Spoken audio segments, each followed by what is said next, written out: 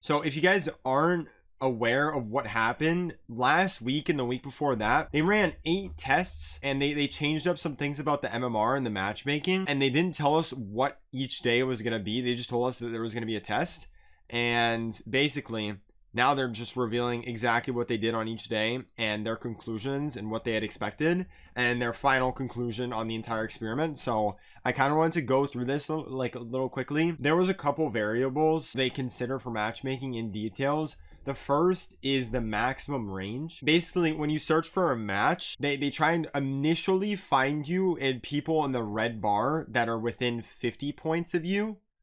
And then if they can't do that, it takes more time to find a match. They extend that up to a maximum of 500 points, which is like the blue. And then once like the blue areas overlap, that's when they match you. The second is expansion time, how long it takes to reach the maximum range. And that maximum is 5 minutes right now. And then after that, they have bi-directional matchmaking. This is basically once they've been waiting long enough, so like around 5 minutes, other players can be pulled into their match within the maximum range. This would be a match with bi-directional rating and this wouldn't.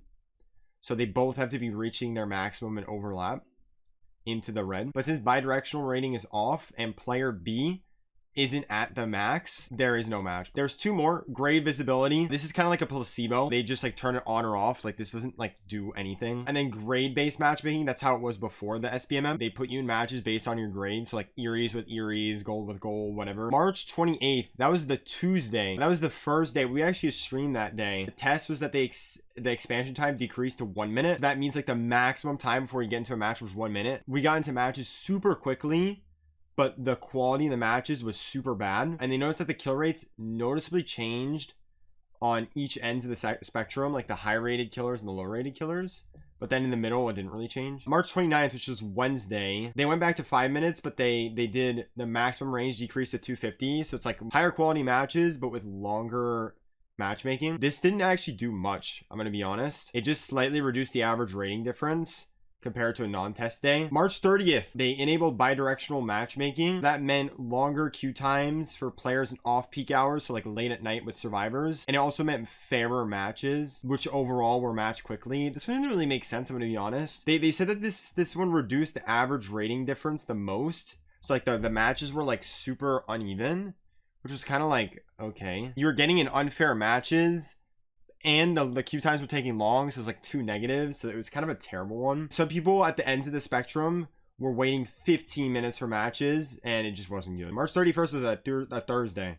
All right, we're streaming then. They decreased the range from 250 to 500, and then they also did the expansion time from 1 minute when it was originally 5 minutes. The expectation there was that players who already got quick matches would get a lesser quality, but the players that do usually take a longer time to find a match, their quality was like good, but they still found a match quicker. They found that the queue times for survivors were faster across the board, but killer queue times had a noticeable difference.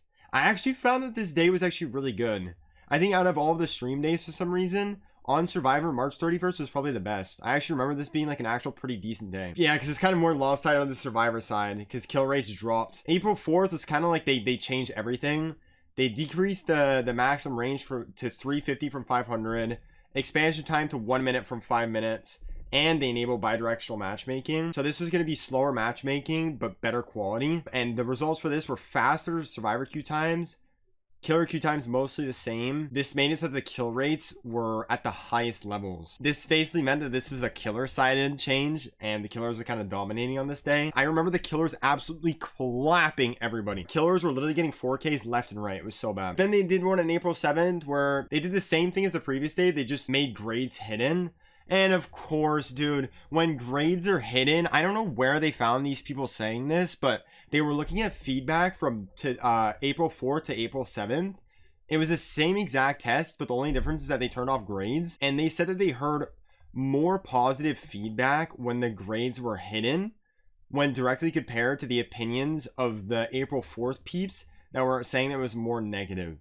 Which kind of was stupid, I'm going to be honest. I don't think it changes it that much. It's literally placebo. They baited everybody. Actual placebo. And people thought the April 7th was better than the April 4th, which was just not true. It was literally the same. So they baited that. But then they kept grades hidden. April 11th to 12th, they switched to grade-based matchmaking from the basic SBMM system. and they kept grades off. This was kind of just a slap in the face to all the OGs that think that grade-based matchmaking is better. They just said, okay, this doesn't work. We don't think it's going to work. And they're like, as we expected, reports of one-sided matches started flooding in, as if they weren't flooding in on April 4th and April 7th. And all the days prior where the kill rates were way lower. They're so dramatic with this shit, man. We can confirm from our end, average kill rates were most dramatic, with the highest skill levels rocketing to 80%, plummeting to 20% on the lower end of the spectrum. TLDR, grade-based matchmaking meant for super lopsided skill. And then on the other day, what they did is that they showed grades and they made a grade-based matchmaking, but they canceled it halfway through the day because people were starting to figure out that it was a grade-based matchmaking because all of the grades were the same. All right, so this was their conclusion. They found that they have two groups. They have a high skill player group who want more variety in their matches, and then a lower to mid skill player group who don't want to get destroyed by the higher skill. So there's a dilemma here that high skill players are always playing like sweaty matches and they don't want that, and they want more variety in some easier matches.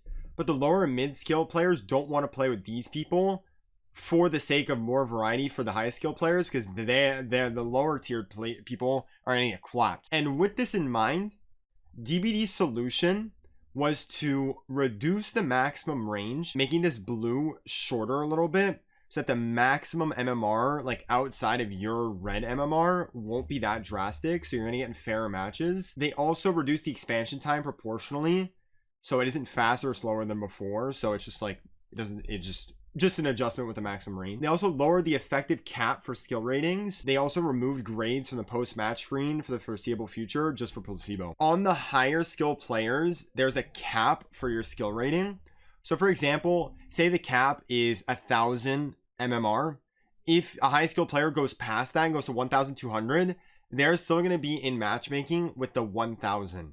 So that the people that are really, really high up don't have to constantly be playing with the best of the best, and they still get placed with people that are under 1,000, and their match can sometimes be a lot easier. So that's the solution for high skill players who want more variety.